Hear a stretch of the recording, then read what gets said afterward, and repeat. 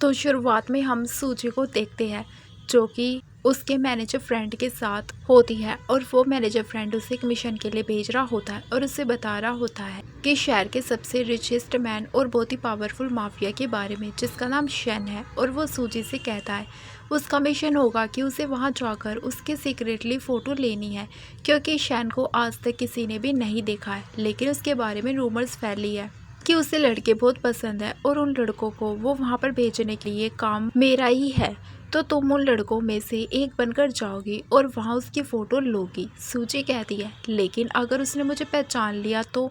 फिर उसका मैनेजर कहता है कि डरो मत, वो तुम्हें चूज़ नहीं करेगा, उसे वैसे भी टोल लड़के पसंद है और तुम्हें तो वैसे भी वो साइड में कर देगा। फिर यहाँ पर हम देखते हैं सूजी को, वो अपने मिशन के लिए वहाँ पर पहुँच जाती है और जब शैन यहाँ पर अपने एंट्री मारता है और वो जाकर सूजी को ही चूज़ कर लेता है, वो तो हैरान हो जाती है और फिर सीधा ही वो उसे अपने रूम में लेकर चला जाता है। वो तो डरने लगती है कि इसने मुझे कैसे चूज़ कर लिया।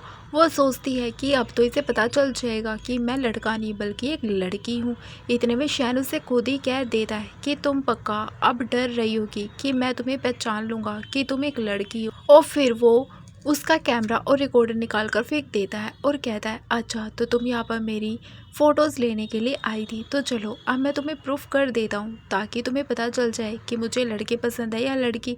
फिर शैन तो यहाँ पर सूजी का ब्लाइंड फोल्ड भी निकाल देता है पर तुरंत ही उसकी आंखों पर वो कवर कर लेता है अपने हाथों से और सूजी को किस करने लग जाता है। सूजी तो उसे देख ही नहीं पाती है और फिर नेक्स्ट मॉर्निंग जब सूजी की नींद खुलती है तो वो देखती है कि यहाँ पर शैन तो है ही नहीं, बस उसका एक पोर्ट्रेट है और उसका एक कार्ड है। फिर इसे लेकर वो सीधा अपने मैनेजर फ्रेंड के पास पहुंच जाती है जो कि उसे कहता है यानी कि तुम्हारा मिशन फेल हो गया और उसने तुम्हें अपनी बॉडी बेचने के लिए 2 मिलियन दिए हैं और साथ ही में अपना एक सेल्फ पोर्ट्रेट भी। सूजी तो शैन पर बहुत ही गुस्सा हो रही होती है और वो अपने इस फ्रेंड को बताने लगती है कि उसने मेरे साथ ऐसा वैसा कुछ भी नहीं किया, बस किस की है।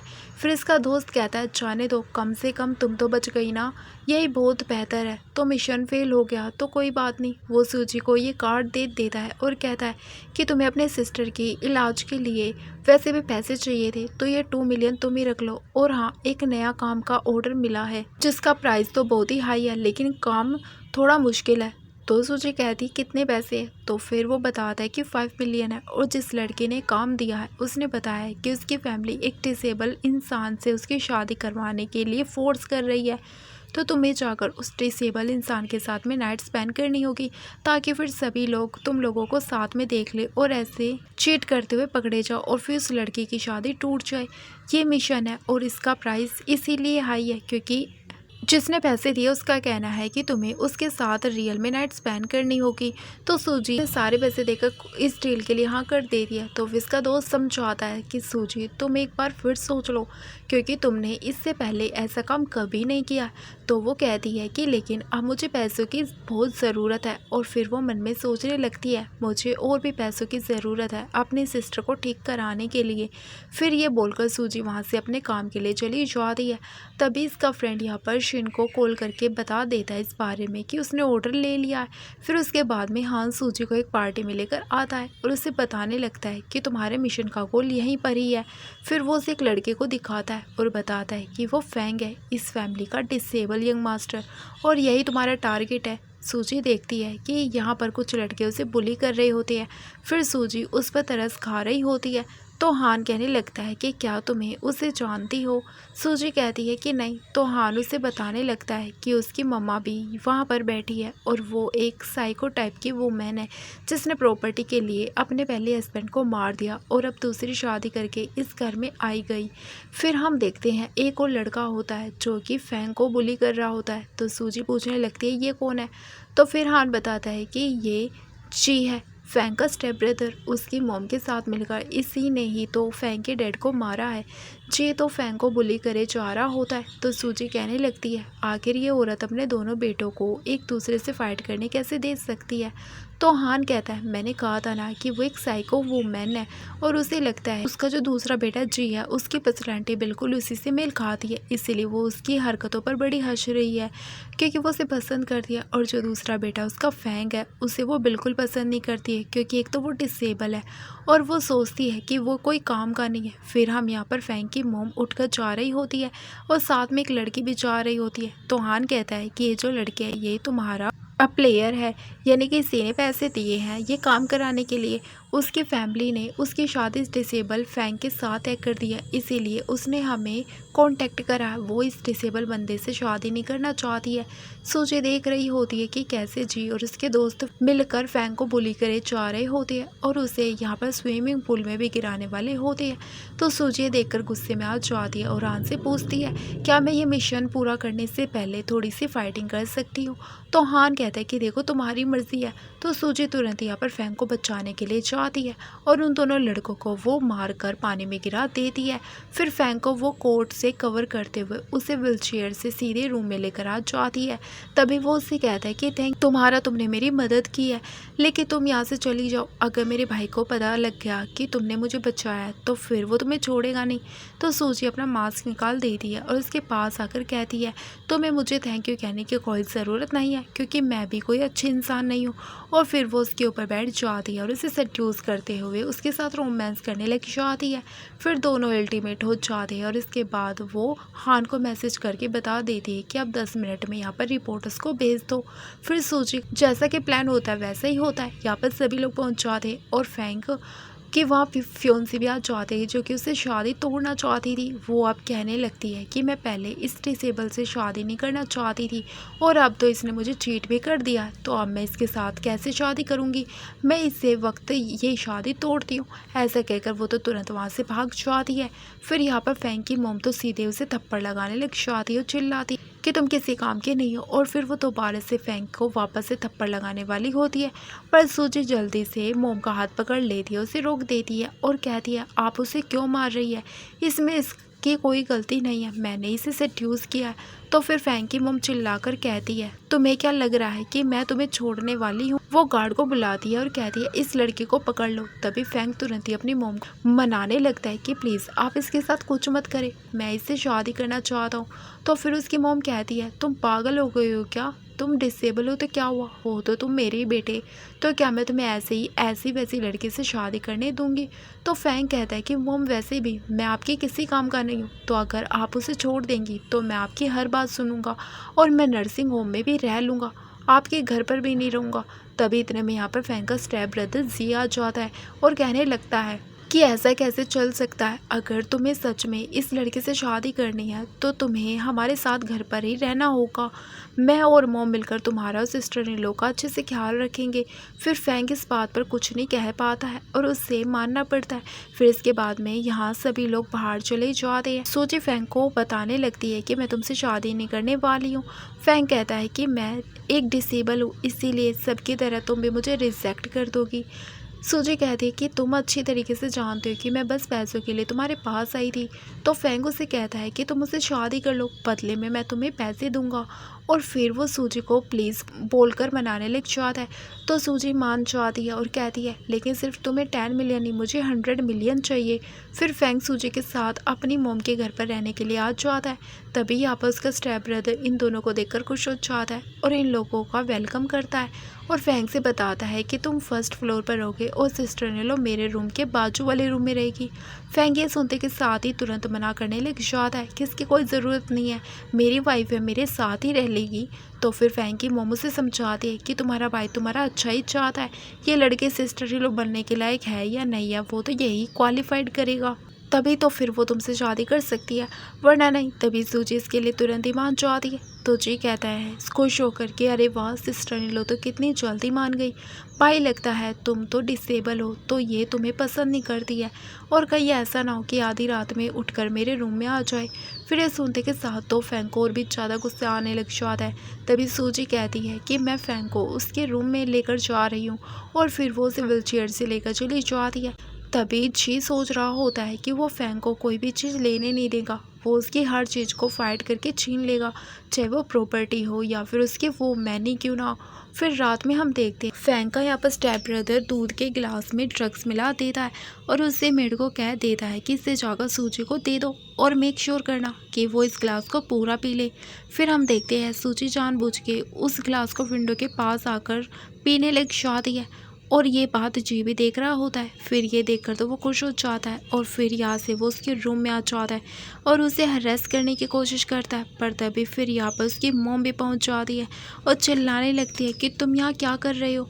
तो जी कहता है कि मॉम देख रही हो ना, मैं अपने ब्रदर की फियोंसी का टेस्ट कर रहा हूँ, लेकिन देखा ना ये चीप लड़की निकली, इसने जानबूझ के रूम भी खुला छोड़ रखा है मेरे आने के लिए। तभी इतने में सूजी वहाँ पर फैंग को लेकर आ जाती है और कहती है कि अच्छा मुझे तो लगता है आप इतने चीप होंगे कि आपको कोई और लड़की नहीं मिली तो आप मेड के साथ ये सारी हरकतें करने लगे।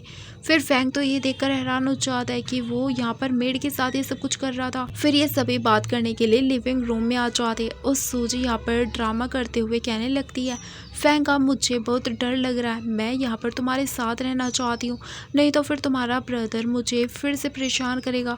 तभी फैंग की मोमो से थप्पड़ लगा देती है और कहती है कि तुम्हें क्या लगता है तुम जैसी लड़की हमारे घर में रहना डिजर्व करती हो, ऐसे इजीली शादी कर सकते हो तुम? बिल्कुल नहीं। और मैं तुम्हें बता दूं कि मेरा बड़ा बेटा तुम्हारे साथ जो चाहे वो कर सकता है और ये तो तुम्हारी खुशकिस्मती होनी चाहिए। और फिर वो चीज़ें कह देती है कि तुम इस लड़की के साथ जो करना वो करो। तो फैंग तो सुनते के साथ ही कहता है कि मोम आप ऐसा नहीं कर सकती है, ये मेरी फियोंसी है, आप इसे ऐसे हाथ नहीं लगाने दे सकती हैं। तो फैंग की मोमो से भी थप्पड़ लगा देती है और गार्ड से कहती है इसे पकड़ लो।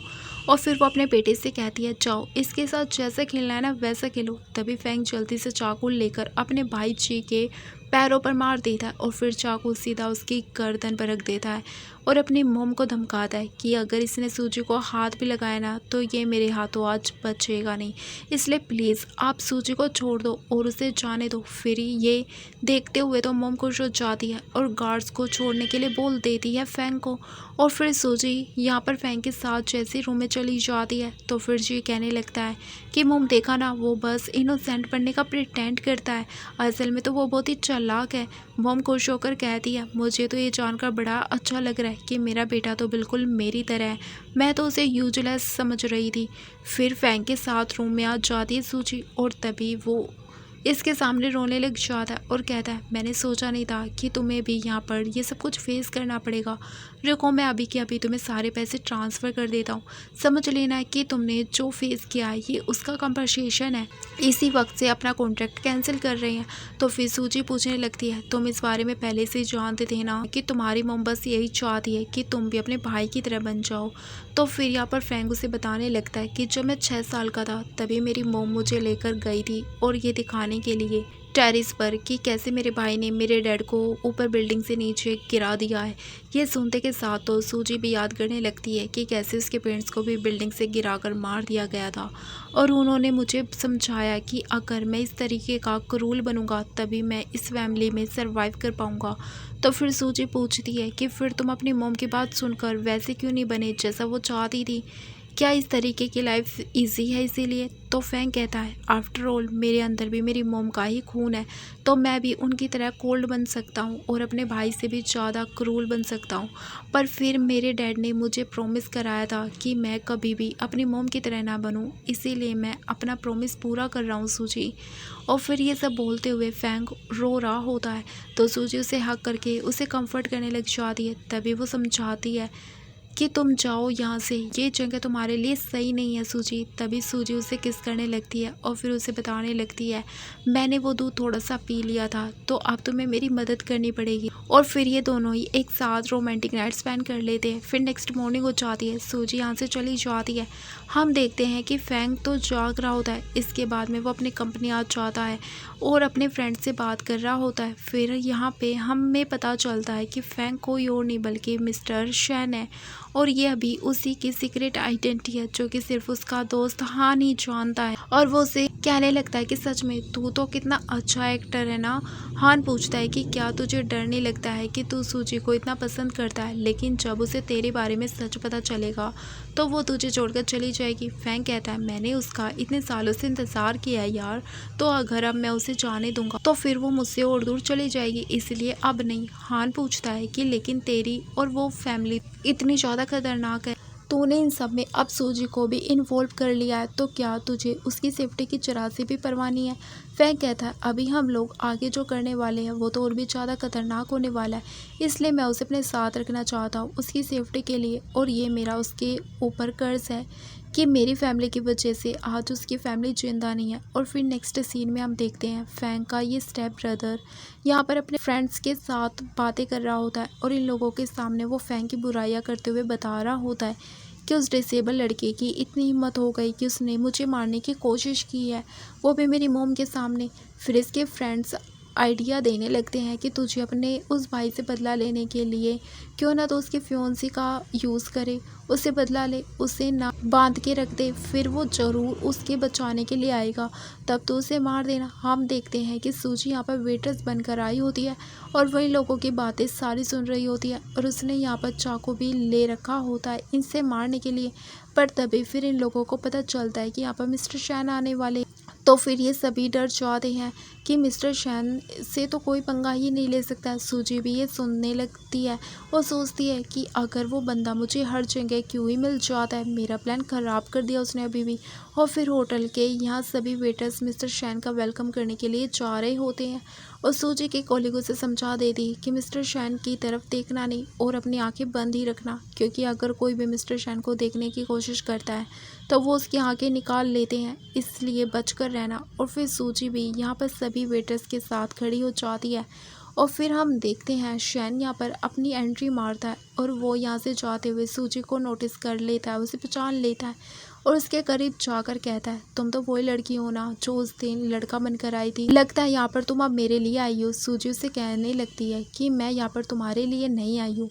तो शैन कहता है मुझे पता लगा है कि तुमने अब दूसरा ऑर्डर ले लिया और वो भी उस डिसेबल लड़के से शादी करने का, और लगता है तुम उसका ही बदला निकालने के लिए यहाँ पर उसके स्टेप ब्रदर को मारने के लिए आई थी, है ना, तो इसमें मैं तुम्हारी मदद कर सकता हूँ। और फिर वो सूजी को लेकर अपने रूम में आ जाता है जिसमें पूरा अंधेरा होता है और सूजी यहाँ पर शैन का तो चेहरा देख ही नहीं पाती है और शैन उसे बताता है कि इन सारे लोगों में से तुम किसी को भी मार कर अपना बदला निकाल सकती हो और वो उसे एक स्टिक भी दे देता है मारने के लिए। तो फिर सूजी इस स्टिक को लेकर जी के पास चली जाती है और उसे खूब मारती है और फैंग का बदला निकाल कर तुरंत ही वो वहाँ से चली जाती है। ये देखकर तो शैन काफ़ी खुश हो जाता है और सोचता है कि अब तो मैं इसे और भी ज़्यादा पसंद करने लगा हूँ। फिर इसके बाद में फैंग बहुत ही मजे में अपने असिस्टेंट के साथ यहाँ से निकल रहा होता है, तभी असिस्टेंट बताते कि बॉस हमारे गार्ड मिस सूजी को रोक नहीं पाए और वो ऑलरेडी घर पहुँच चुकी है। ये सुनते के साथ तो फैंग तो बहुत ही घबरा जाता है। दूसरी ओर सूजी यहाँ पर रूम में आने के बाद सोच रही होती है कि वो व्हील चेयर पर नहीं है, यानी कि वो सचमुच में मुझसे झूठ कह रहा है, वो कोई डिसेबल नहीं है। तभी फिर इतने में उसे अंदर रूम से आवाज़ आने लगती है, तो फिर यहाँ पर वो अपनी हेयर पिन की मदद से लॉक खोलती है और जैसे ही रूम में आती है तो देखती है फैंग यहाँ पर नीचे पड़ा होता है और उसके हाथ भी बंधे होते हैं। तो ये जल्दी से उसके हाथ को खोलने लगती है और पूछती है क्या तुम्हें यहाँ पर तुम्हारी मोम ने बांध कर रखा है। तो फिर वो हाँ कह देता है और फिर वो उसके ऊपर सर रखकर खुश हो रहा होता है। और फ्लैशबैक में हम देखते हैं कि वो कैसे यहाँ पर जल्दबाजी में भागता हुआ आया था और अपने असिस्टेंट को उसको ऐसे घसीट कर यहाँ पर बांधने के लिए बोला था ताकि वो सूजी के सामने एक्टिंग कर सके। फिर यहाँ पर सूजी जब फैंग को व्हील चेयर से लेकर जा रही होती है तब ये लोग देखते हैं कि घर में एक बड़ा सा गिफ्ट आया हुआ है। जैसे यहाँ पर उसकी मॉम खोलकर देखती है तो वह हैरान हो जाती है क्योंकि उसमें उसका बेटा जी होता है जिसको काफ़ी मारकर बांध दिया गया होता है और वो तुरंत ही उसे बाहर निकलवाती है और उसके साथ एक कार्ड भी होता है जिसमें मिस्टर शैन लिखा होता है। तो फिर फैंग तो ये देखकर काफ़ी खुश हो जाता है। सूजी से कहने लगता है वो कि मिस्टर शैन सच में कितने अच्छे हैं ना, उसने हमारी इतनी मदद की है, उसको सबक सिखाया है। तो सूजी कहने लगती है उस जैसे शेल्फिश इंसान और बैड पर्सन कोई अच्छा थोड़ी ना हो सकता है, जरूर उसने अपने मतलब के लिए सब कुछ किया होगा। तो फैंग अपनी बुराई सुनकर तो हैरान हो जाता है और उससे पूछता है कि क्या तुम उससे पसंद नहीं करती हो।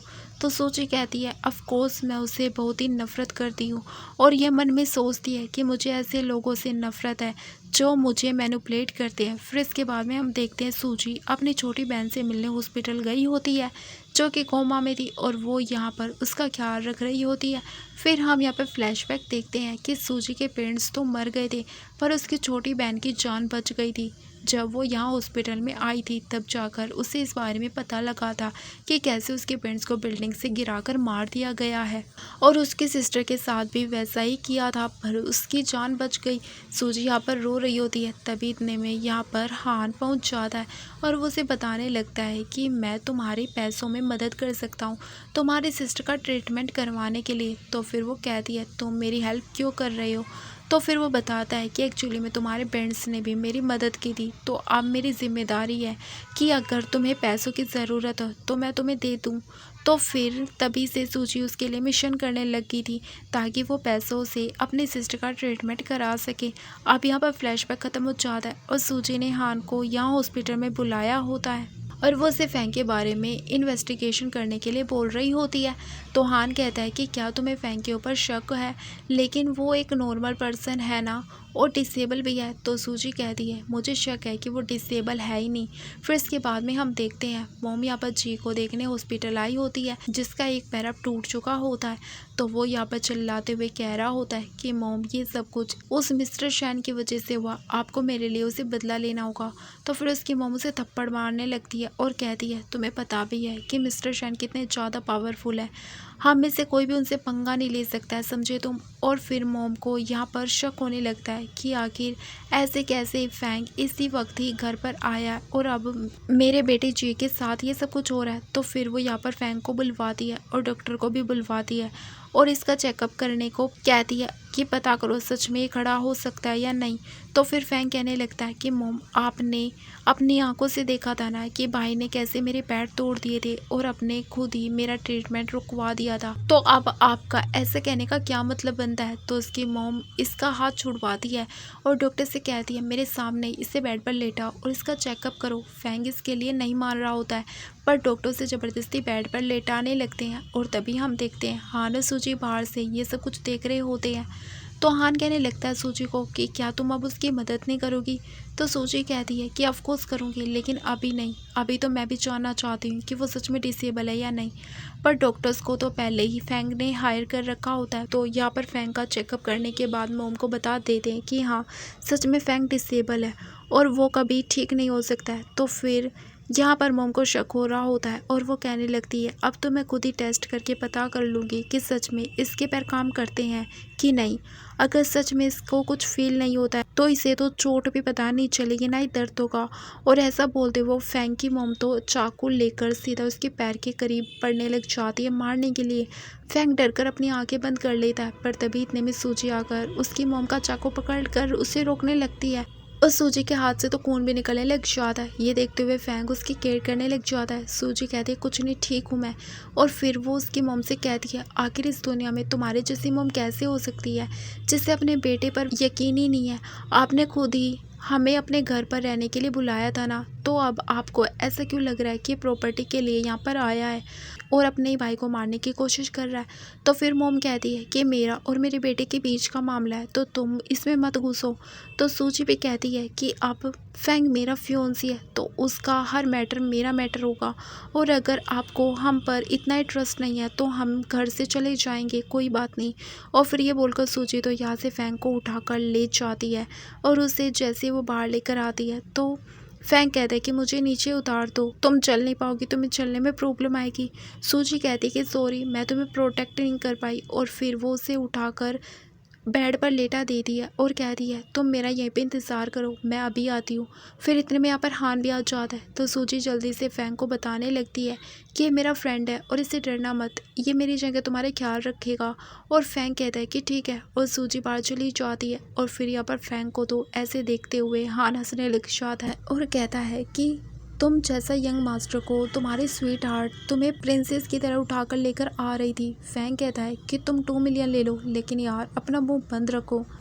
तो फिर उसका दोस्त कहता है कि वैसे वो जिस तरीके से तेरी केयर करती है ना, उससे साफ पता चलता है कि वो तुझसे कितना ज़्यादा प्यार करती है। तो फैंग तो ये सुनकर खुश हो जाता है और फिर यहाँ पर वो डिसाइड करने लग जाता है कि पहले मैं सोचता था कि मैं उसे अपने साथ रखूँगा तो उसके लिए सेफ़ रहेगा, लेकिन लगता नहीं है कि यहाँ पर वो सेफ़ रहेगी, क्योंकि अब मेरी मॉम जो है वो पागलपंती पर उतर आई और वो उसके साथ कुछ भी कर सकते, किसी भी हद तक जा सकती है। तो एक काम कर, तू अब सूजी को मिशन कैंसिल करने के लिए बोल दे और उसे यहाँ से वापस भेज दे।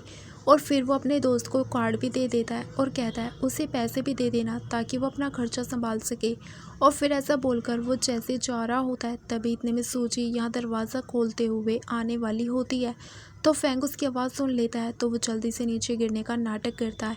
और जैसे सूजी ये देखती है तो वो हान को गुस्से में देखने लग जाती है और हान कहता है कि मैंने इसे नहीं गिराया, ये तुम्हारे पास जाना चाह रहा था और जल्दी जल्दी में नीचे गिर गया। फिर यहाँ पर सूची जैसे फैंग को उठाने लगती है तो वो इससे दूर करता है और कहता है देखो अब तुम्हारा मिशन कंप्लीट हो गया है, तुम जाओ यहाँ से, तुम मेरे साथ मत रहो। तो फिर वो कहती है कि तुम कान खोलकर सुन लो कि मैं अपना मिशन कभी आधा अधूरा नहीं छोड़ती हूँ और जो मैंने प्रॉमिस किया है ना वो मैं पूरा करती हूँ, तो मैं नहीं जाने वाली हूँ। फिर सूजी उसके नेक पर मारकर उसे बेहोश कर देती है।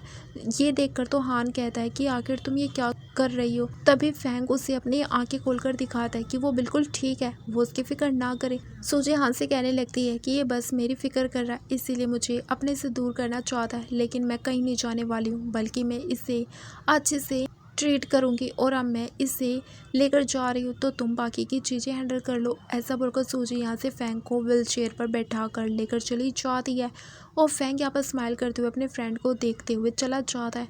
और फिर जब असिस्टेंट यहाँ पर गार्ड के साथ पहुँचता है तो फिर वो हान से कहने लगता है कि बॉस कहाँ पर गए।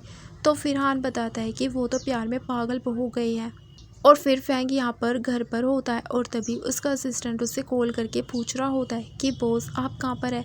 तो फैंग कहता है कि मैं क्या कर सकता हूँ, वो मुझे इतना प्यार करती है कि वो तो मुझे घर पर लेकर आ गई है। और फिर असिस्टेंट कहता है कि बॉस शो करना बंद करें, अभी मीटिंग स्टार्ट होने वाली है और सभी डायरेक्टर मुझसे पूछ रहे हैं कि आप कहाँ पर हैं। तो फिर फैंग कहता है कि कितने सिंपल है ना, उन लोगों से कह दो कि मेरी फियोंसी ने यहाँ मुझे किडनैप करके रखा हुआ है। तभी इतने में सूजी रूम में आ जाती है और पूछती है कि तुम किससे कॉल पर बात कर रहे थे। तो वो जल्दी से कॉल कट कर देता है और अपने फ़ोन को छुपाते हुए सूजी से कहने लगता है कि तुमने मुझे यहाँ पर क्यों लेकर आई हो। अगर मेरी मॉम को पता लग गया ना तो फिर वो तुम्हें छोड़ेगी नहीं, तुम भी खतरे में पड़ सकती हो। तो फिर सूजी कहती है मैंने जो भी किया है उसका तुमसे कोई लेना देना नहीं है, तो फिर तुम फिक्र मत करो। फैंग कहने लगता है कि क्या तुम्हें मुझे बताओगी कि मैंने तो तुम्हें सारे पैसे भी दे दिए हैं और तुमने अपना काम भी पूरा कर लिया है, पर तुम अभी भी मेरे साथ क्यों हो और मेरी इतनी केयर क्यों कर रही हो। कहीं तुम्हें मुझसे प्यार तो नहीं हो क्या है ना, लेकिन हाँ मानना पड़ेगा तुम्हारा टेस्ट बहुत ही यूनिक है कि तुम्हें मेरे जैसे डिसेबल मैन को पसंद करने लगी हो, उसके प्यार में पड़ गई हो। फिर उसके पास आती है सूजी और कहती है मुझे ऐसे मैन बिल्कुल पसंद नहीं है जो कि मुझे ऑर्डर देते हैं कि मुझे क्या करना है और क्या नहीं करना है। और हाँ, मैंने ऊपर से तुम्हें बचाने का भी रास्ता ढूंढ लिया है, तुम अब मिस्टर शैन का छोटा भाई बनने का प्रिटेंड करोगे। और वो उसे समझाती है कि वैसे भी तुम्हारा सरनेम भी शैन है, तो तुम्हें अब इस चीज़ का नाटक करना होगा कि तुम उस मिस्टर शैन के डैड के नाजायज़ औलाद हो, ताकि फिर वो तुम्हें ढूंढते हुए यहाँ पर आ जाए और तुम्हारे स्टेप ब्रदर से बदला लेने में तुम्हारी मदद करे। फैंग कहता है कि लेकिन मैं तो उस मिस्टर शैन को बिल्कुल नहीं जानता हूँ। सूजी कहती है कि क्या हुआ, मैं तो हूँ ना, मैं जानती, सब मैं हैंडल कर लूँगी। और फिर वो दूसरा हाथ भी बांध देती है फैंग का और कहती है कि अगर मैं तुम्हें ऐसे कैद नहीं करूँगी तो फिर तुम यहाँ से भाग जाओगे। और ऐसा बोलकर वो चली जाती है।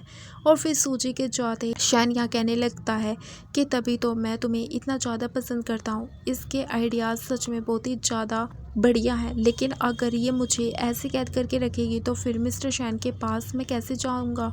फिर यहाँ पर वो उसे आवाज़ देने लगता है कि सूजी मैं मान गया हूँ, तो मेरे आकर हाथ खोल दो, मैं कहीं नहीं भागने वाला हूँ। पर सूजी नहीं आती है। तो फिर फैंग सोचता है कि लगता है वो जा चुकी है, तो ये तो खुद ही बहुत ही इजीली अपने हाथ को खोल लेता है और फिर जाकर फोन उठाता है और अपने असिस्टेंट से कॉल पर बात करने लगता है और आधे घंटे में उसे पिक करने के लिए बोलता है।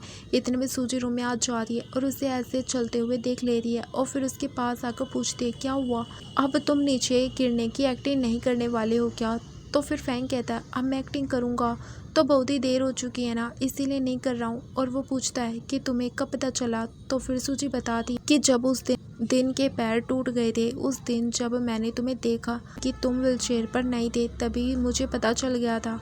फिर सूजी यहाँ बैठ जाती है और उससे कहने लगती है वैसे तुम मुझे बताओगे कि आखिर तुम उस रूम में गए कैसे और आखिर तुम इतनी एक्टिंग कर क्यों रही हो। तो फिर फैंग तुरंत ही उसे सॉरी कहने लग जाता है कि मुझे तुमसे झूठ नहीं कहना चाहिए था और बताता है अगर मैं इस डिसेबल बनने का प्रिटेंड नहीं करता तो मेरी मॉम और मेरा भाई मुझे इतनी इजीली छोड़ते नहीं, तो इसीलिए मुझे ये करना पड़ा क्योंकि मैं किसी पर भी भरोसा नहीं कर सकता हूँ। तो सूजी कहती है कि यानी तुम मुझ पर भी भरोसा नहीं करते हो, तभी तो तुमने मुझे ये चीज़ बताई नहीं और छुपा कर रखी।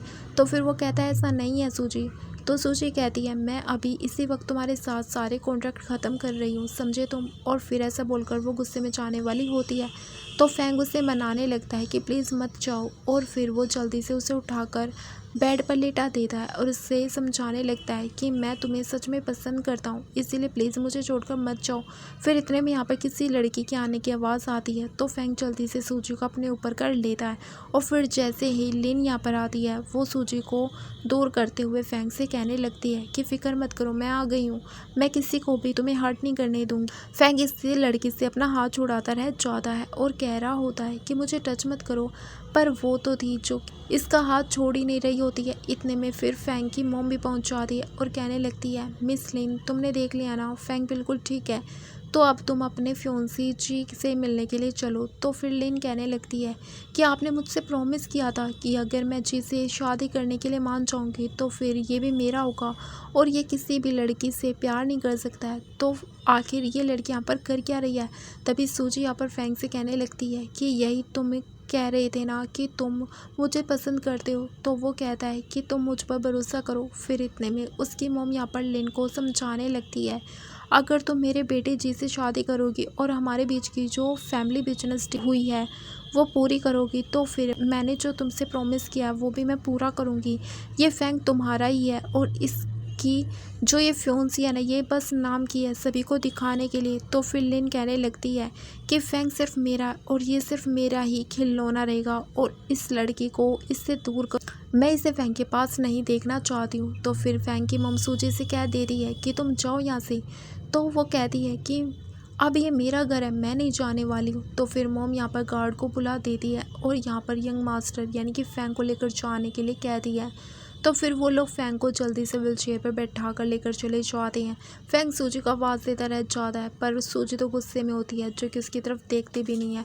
फिर उसके बाद में सूजी यहाँ से मिलने जाती है और वो उससे कहता है कि ये सारी इंफॉर्मेशन पूरी सही है और वो बस डिसेबल नहीं है, इस झूठ के अलावा मैंने कोई तुमसे झूठ नहीं बताया है।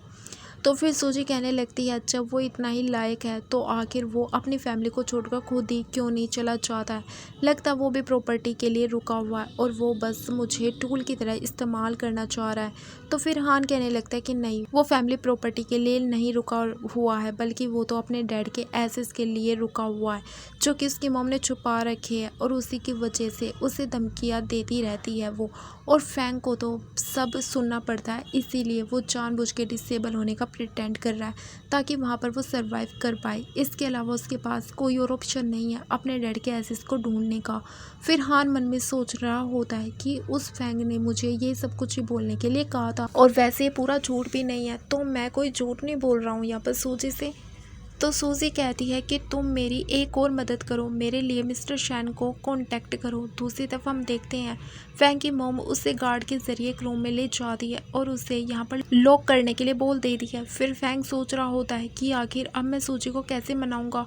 तभी इतने में उसे उसके फ्रेंड हान की कॉल आ जाती है। वो इसे बताता है कि सूजी तुमसे मिलना चाहती है। तो फिर फैंग खुश हो जाता है और कहता है मुझे पता था कि उसका गुस्सा ज़्यादा देर तक मेरे ऊपर नहीं रहने वाला है, वो मान ही जाएगी। तो हान कहता है कि वो तुमसे नहीं बल्कि मिस्टर शैन से मिलना चाहती है, समझ गए, ज़्यादा उड़ो मत। तो फैंग कहता है लेकिन अभी तो मैं यहाँ लॉक हूँ, तो मैं कैसे उससे मिल सकता हूँ। तो फिर हान कहता है कि अब तू डिसाइड कर, हम आधे घंटे में क्लब पहुँचने वाले हैं, तो उतनी देर में तेरे को भी आना पड़ेगा। और फिर फैंग के पास कोई ऑप्शन नहीं बचता है, तो वो यहाँ पर विंडो से कूदने की प्लानिंग करने लग जाता है। वो सोचता है कि मैं दुनिया का सबसे बेस्ट मैन रहूँगा जो कि अपनी वाइफ से कुछ ज़्यादा ही प्यार करता हो, उसके लिए विंडो तक कूद रहा है। और फिर वो कूद कर यहाँ से भाग जाता है और फिर वो इतना भाग भाग कर उसी क्लब तक पहुंच जाता है जहाँ पे सूजी उसे मिलने वाली थी। सूजी यहाँ पर लिफ्ट में उसे देख लेती है और जैसे पहुंचती है तो वो नहीं बल्कि कोई और लड़का मौजूद होता है और फैंग जल्दी से यहाँ पर छुप गया होता है और सोचता है कि अब तो मुझे सीढ़ियों से जाना पड़ेगा,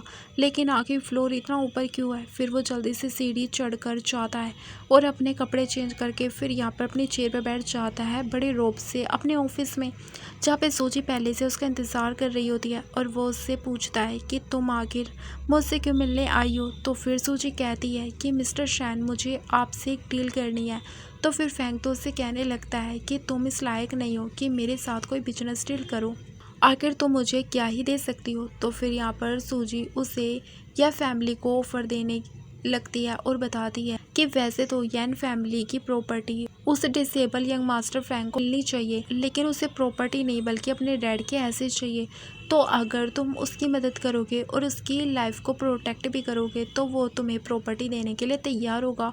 इसमें तुम्हारा भी फ़ायदा है और उसका भी। फैंग को ये डील पसंद आती है और वो कहता है कि इस डील के लिए मैं तुम्हारी हेल्प तो कर दूंगा, लेकिन इसमें तुम्हारा क्या फ़ायदा है। तो फिर सूजी बताती है कि जब ये डील कंप्लीट होगी तो फैंग मुझे बहुत सारे पैसे देने वाला है। तो फिर ये पूछता है कि कहीं ऐसा तो नहीं है कि तुम्हें उससे प्यार हो गया है। तो फिर सूजी कहती है ड्रिंक डालते हुए कि इसका तुमसे कोई लेना देना नहीं है, तो तुम डील की बताओ, क्या तुम राज़ी हो या नहीं हो। तो फिर फैंग इस डील के लिए हाँ बोल देता है सूजी को और कहता है लेकिन मेरी एक शर्त है कि जब भी मैं तुम्हें कॉल करूँगा तो तुम्हें मेरी कॉल अटेंड करनी होगी, जब भी मैं तुम्हें मिलने के लिए बुलाऊँगा तुम्हें आना पड़ेगा, ये फ्री होगा। सूजी उसे क्लियरली कह देती है लेकिन मैं अपने आप को बेच नहीं रही हूँ। फैंग कहता है कि फिक्र मत करो, मैं तुम्हारे साथ कुछ भी वैसा करने वाला नहीं हूँ जो तुम करना नहीं चाहती हो। तो फिर सूजी खुश होकर यहाँ से चली जाती है और उसके जाने के बाद असिस्टेंट यहाँ पर फैंग को आकर बताता है कि वो चली गई है। तो फिर ये जल्दी से अपने कपड़े उतारने लगता है और कहता है अब तो मुझे आधे घंटे में घर पहुंचाओ, मुझे उससे पहले घर पहुंचना पड़ेगा। फिर जैसे ही फैंग घर पर आता है तो वो जल्दी से अपने कपड़े चेंज कर लेता है और इतने में उसे लिन के आने की आवाज़ आती है। तो वो जल्दी से फिर यहाँ पर बेहोश होने का नाटक करता है। जैसे लिन उसे इस हालत में देखती है तो वो उसकी मम से पूछने लगती है कि फैंग को ये क्या हो गया। तो फिर फैंग को होश आने लगता है। तो लिन कहती है कि चलो मैं तुम्हें शावर लेने में हेल्प कर देती हूँ और फिर ज़बरदस्ती उससे भिगाने लगती है और कहती है मैं तुम्हें क्लीन कर देती हूँ और उस लड़की ने तुम्हें कहाँ कहाँ टच किया बताओ मुझे।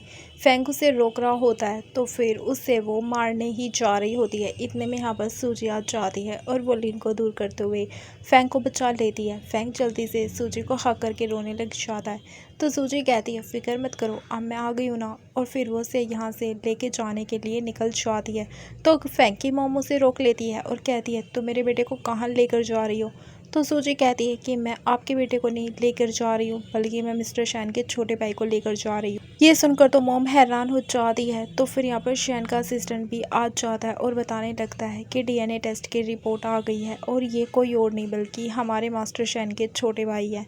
फिर मॉम ये सुनते के साथ ही फैंग से कहने लगती है कि तुम तो सच में मेरे बेटे ही, तुम हमेशा मुझे सरप्राइज देते रहते हो। सूजी इस पर हंसती है और गार्ड से कहती है कि लेकर चलो इसे। तो यहाँ पर फिर फैंग की मॉम उसे रोक लेती है और कहती है इसका सरनेम अभी भी मेरा ही है, इसीलिए ये यहाँ से नहीं जा सकता है, ये अभी भी मेरा बेटा है। और फिर फैंग की मॉम उससे कहने लगती है कि तुम मॉम को छोड़कर नहीं जाओगे ना डैडी के लिए। तो फिर वो कह देता है कि हाँ मॉम, मैं आपको छोड़कर कभी नहीं जाऊँगा।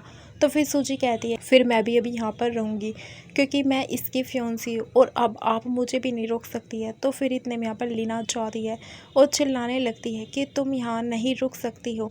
तो सूजी तो उसे थप्पड़ लगा देती है और कहती है कि मेरी फियोंसी को तुमने हाथ कैसे लगाया, ये उसी का रिजल्ट है। और एक और थप्पड़ लगाती है और कहती है आज मैं तुम्हें रूल सिखाती हूँ कि और फिर सूजी को ये सब कुछ करते हुए देखकर तो मॉम भी रोक नहीं पाती है और शैन तो खुश हो जाता है। फिर शैन और सूजी साथ में रूम में आ जाते हैं और फिर शैन जल्दी से सूजी को किस करने लग जाता है और कहता है मुझे पता था तुम मुझे छोड़कर ऐसे कहीं नहीं जाओगी। तो फिर सूजी उसे दूर करती है और उससे कहती है कि यहाँ पर आओ और फिर उसे नील डाउन करने के लिए बोलती है। तो फिर वो वैसे करने लग जाता है। सूजी उससे पूछती है कि तुमने मुझे क्यों चूज़ किया है। तो वो कहता है कि मैं तुमसे प्यार करता हूँ। तो फिर ये कहती है कि मुझे सच सच बताओ। फैंग कहने लगता है कि मैं सच ही कह रहा हूँ, तुम चाहो तो मुझे ट्राई करके देख सकती हो। सूजी कहती है कि मुझे तुम्हारा रोना पसंद है। तो वो कहता है कि मुझे कुछ भी चलेगा, बस तुम मुझे छोड़कर मत जाओ। सूजी कहती है मैं तुम्हें यहाँ पर रुकने के लिए तैयार हूँ, तुम्हारी मदद करने के लिए भी, फिर भी बदले में मुझे तुम्हारी पूरी प्रॉपर्टी चाहिए। तो फैंग कहता है कि मैं खुद तुम्हारा हूँ और तो मेरी सारी चीज़ें भी तो ऑफकोर्स तुम्हारी हुई ना, तो तुम जो चाहे कर लो। सूजी कहती है कि आगे का गेम तुम मेरे हिसाब से चलोगे। तो वो कहता है कि हाँ मैं सारी चीज़ तुम्हारी सुनूंगा। और फिर फैंग सीधे सूजी को उठाकर बेड पर लेकर आ जाता है। दूसरी तरफ हम यहाँ जी को देखते हैं, जिसे इस बारे में पता चलता है कि जो फैंग है वो मिस्टर शैन का छोटा भाई है।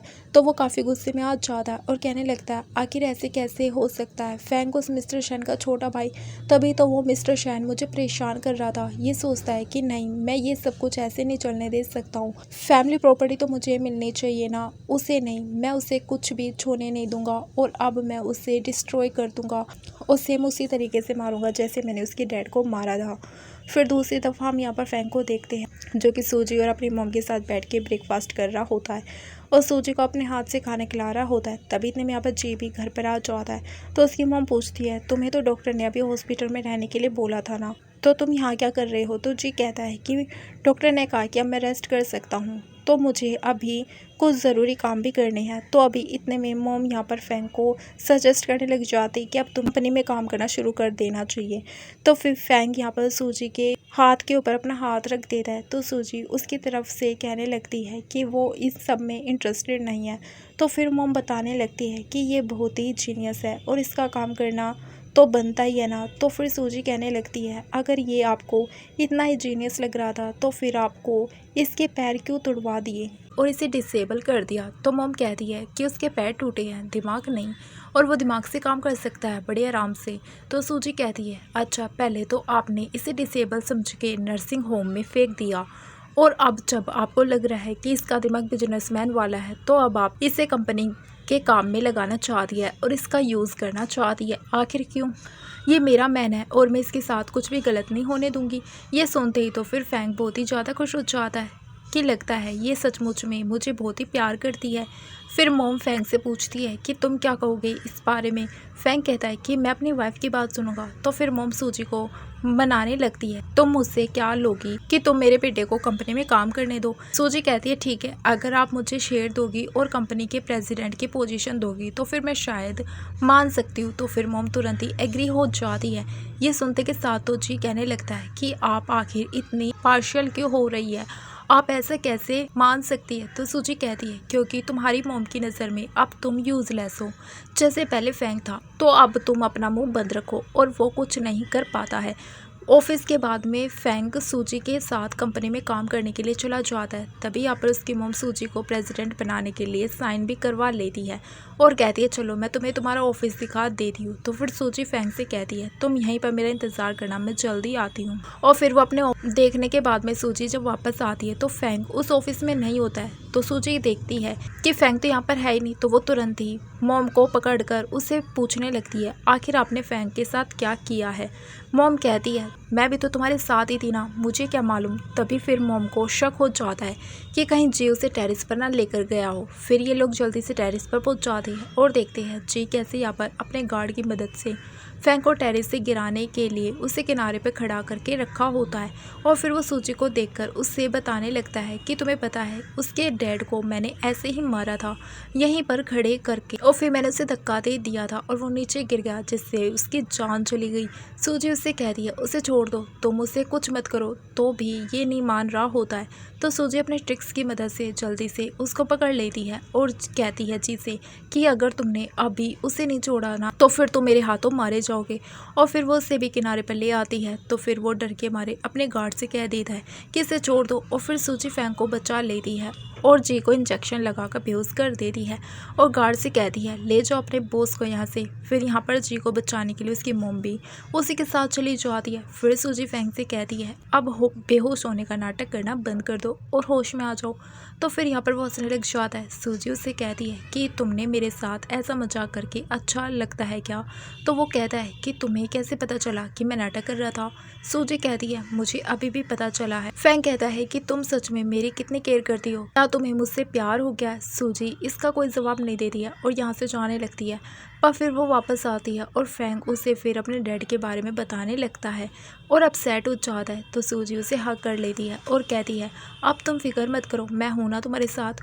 और फिर दोनों ही किस करने लगते हैं। नेक्स्ट मॉर्निंग जब फैंग की नींद खुलती है तो वो सूजी को देखकर खुश हो जाता है और फिर इतने में सूजी को यहाँ पर फैंग की तरफ से मैसेज आ जाता है कि उसे पार्टी में जाने के लिए अच्छे से तैयार होना पड़ेगा। फिर यहाँ पर उसके साथ पार्टी में पहुँच जाती है और फिर यहाँ पर फैंग अपनी मिस्टर शैन आइडेंटिटी से आया होता है और उसने भी यहाँ पर मास्क लगाया होता है सूजी के साथ में। और फिर दोनों यहाँ पर गेस्ट से मिलते हैं। फिर इसी पार्टी में फैंग की मॉम भी आई होती है और वो यहाँ पर उससे कोई डील करना चाह रही होती है जो कि बिजनेस डील होती है। वो कहता है कि मैं सिर्फ अपनी फियोंसी की बात सुनता हूँ। तो फिर मॉम यहाँ पर सूजी को मनाने लगती है और कहती है मिस्टर शैन की आप फियोंसी है तो आप प्लीज़ उन्हें मना लो। सूजी अपना मास्क हटा देती है और कहती है आपको लगता है आपने मेरे साथ जो किया है वो मैं इतनी आसानी से मान जाऊंगी? तो फिर यहाँ पर उसकी मॉम और जी हैरान हो जाते हैं। जी कहने लगता है कि तुम कितनी ज़्यादा शेमलेस लड़की हो, पहले तुमने उसके छोटे भाई को फंसाया है और अब तुम इसी के साथ अफेयर चला रहे हो। तो सूजी कहती है कि मैं जो चाहे करूँ उससे तुम्हें क्या, अब मेरा जो मिस्टर शैन के साथ रिलेशन है तुम लोग इतनी आसानी से मुझसे इस तरीके से ट्रीट नहीं कर सकते हो, इसलिए अच्छे से बात करो। फिर सूजी यहाँ पर शैन के साथ मिलकर उसकी मॉम को अच्छे से सबक सिखा दिया और उनसे सारी ज्वेलरी भी ले लेती है बिजनेस डील करवाने के लिए। और फिर सूजी जल्दी जल्दी से घर पहुंचती है और फैंग तो यहाँ पर प्रिटेंड कर रहा होता है कि तुम आखिर मुझे छोड़कर कहाँ पर गई थी, क्या तुम किसी और मैन से मिलने गई थी? तो सूजी कहती है कि ऐसी बात नहीं है और फिर वो यहाँ पर फैंग को मनाने। नेक्स्ट डे हम देखते हैं फैंग की मॉम से मिलने के लिए यहाँ पर लिन आई होती है और वो उन्हें बताती है कि आपको फूल बनाया गया है और वो उसे सूजी के बारे में भी सब कुछ बताती है कि वो लड़की कोई मामूली लड़की नहीं है बल्कि वो आपसे बदला लेने के लिए यहाँ पर आई क्योंकि आपने उसके मॉम डैड को मार दिया था। तो फिर ये सुनने के बाद तो यहाँ पर मॉम काफ़ी डरने लग जाती है कि वो उसके बेटे के साथ फिर तो गलत करने वाली है और इन लोगों को छोड़ने वाली नहीं है। लिन कहती है आप फिक्र मत करें और मैं सब कुछ हैंडल कर लूँगी। और फिर वो सूजी और उसके सिस्टर दोनों को ही किडनैप करवा लेती है। यहाँ पर सूजी की सिस्टर की तो कंडीशन ठीक नहीं होती, काफ़ी क्रिटिकल होती है, इसीलिए सूजी कहती है कि प्लीज़ मेरी सिस्टर को तो छोड़ दो, उससे अभी ट्रीटमेंट की ज़रूरत है। तो फिर ये लोग नहीं मान रहे होते हैं और कहते हैं आज तुम दोनों ही मरोगे साथ में। फिर यहाँ पर मोम तो जा चुकी होती है। दूसरी तरफ फैंग को जब इस बारे में खबर मिलती है कि सूजी खतरे में तो वो तुरंत ही उसे बचाने के लिए पहुंच जाता है। जब उसकी मम्मा उसे भागते हुए देखती है तो वो समझ जाती है कि वो तो डिसेबल था ही नहीं, वो तो काफ़ी खुश हो जाती है कि वो तो नाटक कर रहा था। ये सब देखकर मोम तो काफ़ी खुश हो जाती है कि सच में तो मेरा बेटा है। दूसरी ओर फैंग जब सूजी को बचाने के लिए पूछता है तो वो अपनी आइडेंटिटी को भी रिवील कर देता है और फिर लिन को तो यह बहुत ही बड़ा झटका लगता है कि वो फैंग को मामूली बंदा समझ रही थी, वो तो बल्कि मिस्टर शैन निकला और उसके गार्ड यहाँ पर इसे पकड़ कर ले जाते हैं। सूजी अपनी सिस्टर के साथ जब यहाँ पर हॉस्पिटल में होती है फिर फैंग उसे मनाने के लिए आता है, सॉरी कहने लग जाता है झूठ बोलने के लिए अब तक, पर सूजी अभी भी उससे गुस्सा थी। तो फैंग उसे मनाने के लिए पीछे पीछे जाता है और उससे बताने लगता है कि क्या तुम मुझे भूल चुकी हो। फिर वो उसे बताता है कि वो लोग सबसे पहली बार कुछ सालों पहले मिले थे जब उसके भाई जी ने उसके पैर को तोड़ दिया था और हॉस्पिटल में उसके ऑपरेशन होने जा रहा था, पर यहाँ पर गुंडे आ गए थे जो कि उसका ऑपरेशन होने नहीं दे रहे थे। उस वक्त में सूजी ने आगे आकर उन लोगों से मिस्टर शैन को बचाया था और जल्दी से उसको अंदर लेकर जाने के लिए बोला था डॉक्टर को और उसका ट्रीटमेंट शुरू करने के लिए बोला था। और साथ में जब मिस्टर शैन अंदर जा रहा था स्ट्रेचर पर तभी यहाँ पर सूजी ने उसे गुड लक भी बोला था कि वो जल्दी ठीक हो जाएगा। फिर सूजी को जब ये याद आता है तो वो फैंग से कहती है यानी वो तुम ही थे। फैंग उसे बताता है कि तुम्हें पता है मैंने तुम्हें जब पहली बार देखा था मैं तभी से तुम्हें पसंद करने लगा हूँ और फिर मैंने तुम्हारे बारे में पता लगाया और इस वजह से मैं यहाँ पर तुम्हारी हेल्प करने के लिए आया हूँ। तो सूजी हैरान हो जाती है और कहती है यानी हान को तुमने मेरे पास भेजा था मेरी मदद करने के लिए, लेकिन आखिर क्यों? तो फिर ये बताता है क्योंकि मेरी मोम की वजह से तुम्हारे पेरेंट्स आज जिंदा नहीं है और मैं अपनी मोम के इसकी एक ही भरपाई करना चाहता था, इसीलिए तुम्हारी मदद कर रहा था। सूजी तो ये सब जानने के बाद में बहुत ही गुस्से में आ जाती है कि उसकी मोम की वजह से आज उसकी फैमिली बर्बाद हो चुकी है, उसकी सिस्टर हॉस्पिटल में है और उसके मोम डैड अब इस दुनिया में नहीं है। फैंग कहता है कि तुम मुझसे सही गुस्सा हो रही हो, मुझे सज़ा तो मिलनी चाहिए। फिर वो यहाँ से चला जाता है और इसके बाद में सूजी को न्यूज़ मिलती है कि फैंग का एक्सीडेंट हो गया। तो वो तुरंत ही उस एक्सीडेंट वाली जगह पर पहुँचती है और उसे मालूम पड़ता है कि जिन लोगों का भी एक्सीडेंट हुआ वे लोग मारे गए हैं। तो ये रोने लग जाती पर तभी फैंग वहाँ पर सेफली बाहर निकल आता है। तो सूजी उसे देखकर खुश हो जाती है कि उसे कुछ भी नहीं हुआ है। तो वो तो काफ़ी रो रही होती है। फिर वो फैंग से अपनी फीलिंग्स कन्फेस करने लगती है कि उसे वो कितना ज़्यादा लाइक करती है और फिर उसे कह दे रही है कि तुम मुझे अब छोड़कर कहीं नहीं जाओगे। तो फिर फैंग भी मान जाता है। फिर इसके बाद में हम देखते हैं सूजी और फैंग साथ मिलकर उसकी मम्मा के खिलाफ सारे एविडेंस कलेक्ट करते हैं। पर तभी यहाँ पर फैंग की मम्मा उसे धमकी देने लगती है कि अगर उन्हें जेल पहुँचा देगा तो फिर उसके डैड के एशेस उसे कभी नहीं मिलेंगे। तभी सूजी कहती है कि वो तो मैंने पहले ही ढूंढ लिए हैं। फिर वो उनसे उनके नेकलेस ले लेती है और कहती है मुझे पता है आपने कहाँ पर छुपा के रखे हैं।